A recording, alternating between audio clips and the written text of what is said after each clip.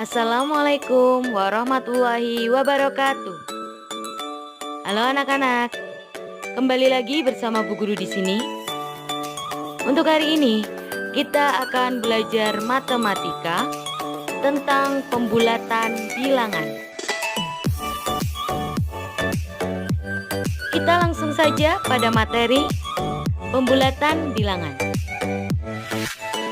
Pada materi kali ini, kita akan mempelajari tentang pembulatan satuan terdekat, pembulatan ke puluhan terdekat, pembulatan ke ratusan terdekat, dan pembulatan ke ribuan terdekat. Sebelumnya, kita akan melihat atau kita akan mempelajari tentang nilai tempat suatu bilangan.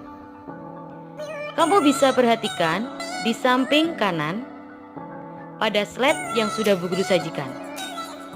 Di situ ada bilangan 2345. Untuk angka 2, dia mewakili dengan bilangan ribuan. Untuk angka 3, dia mewakili angka ratusan. Untuk bilangan 4, dia mewakili bilangan puluhan. Sedangkan 5, dia mewakili bilangan satuan. Nah, anak-anak, sebelum kita masuk ke materi pembulatan, sebelumnya kalian sudah mempelajari tentang nilai tempat suatu bilangan. Nah, setelah ini kita akan masuk ke pembulatan satuan terdekat. Untuk membulatkan ke satuan terdekat, maka kamu harus memperhatikan angka pertama di belakang koma. Yang pertama, jika angka tersebut adalah 5 atau lebih besar dari angka 5, maka angka pada tempat satuan ditambah 1 atau dibulatkan ke atas. Yang kedua, jika angka lebih kecil dari 5, maka pada satuan itu akan tetap atau bisa dibilang pembulatan ke bawah. Kamu bisa perhatikan contoh soal di samping kiri berikut. Bulatkan bilangan 2,3 dan 4,8 ke satuan terdekat. Kamu bisa perhatikan soal berikut. 2,3 belakang koma, angkanya lebih kecil dari angka 5. Maka dia di belakang koma atau angka di belakang koma bisa kurang dari 5, itu akan dibulatkan ke bawah.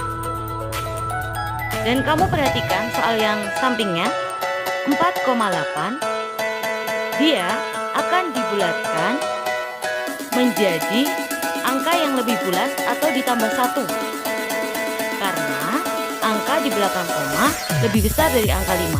Jadi, dia akan dibulatkan ke atas.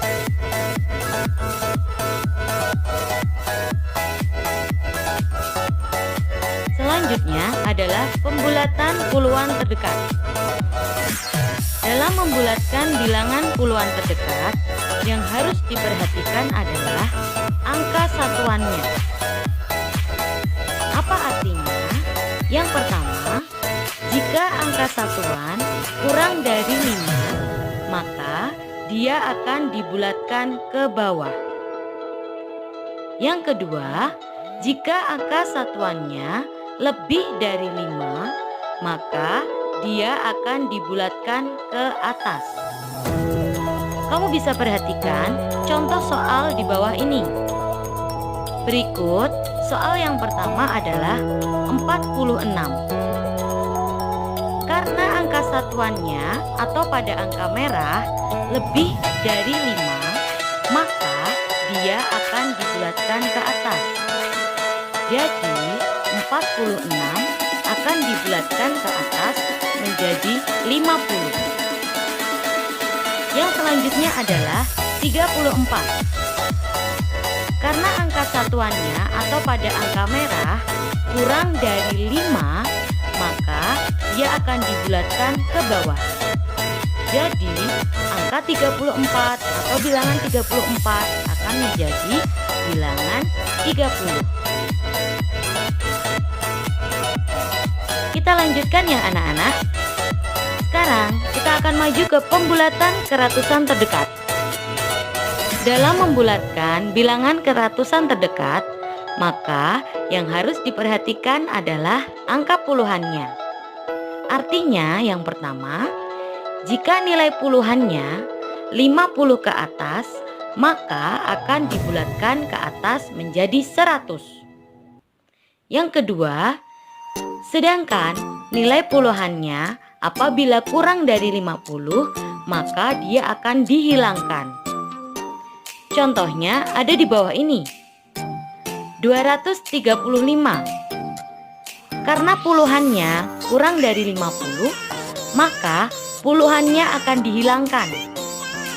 Jadi 235 akan menjadi 200. Sedangkan soal yang selanjutnya adalah 480. Karena angka puluhannya lebih dari 50, maka dia akan dibulatkan menjadi 100 atau akan dibulatkan ke atas. Jadi 480 menjadi angka atau menjadi bilangan 500. Nah, untuk materi yang terakhir yaitu pembulatan ke ribuan terdekat. Dalam membulatkan bilangan ke ribuan terdekat, yang harus diperhatikan adalah angka ratusannya. Artinya, jika nilai ratusannya 500 ke atas, maka dibulatkan ke atas.